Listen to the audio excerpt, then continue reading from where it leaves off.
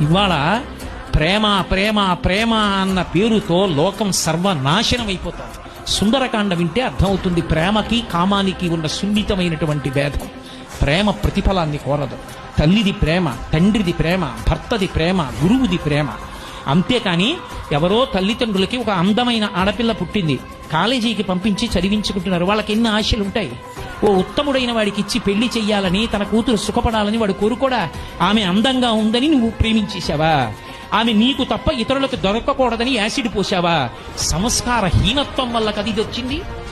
ఎవడి మనసులో ఏ రాక్షసుడు దాక్కున్నాడో తెలియని నాడు కళాశాలలో ప్రతి విద్యార్థి పక్కన ఒక పోలీసు కూడా కూర్చున్నా సరే ఆపగలరా మీరు? సంస్కారం అంకురించిన నాడు ఇటువంటి దోషాలు రావు.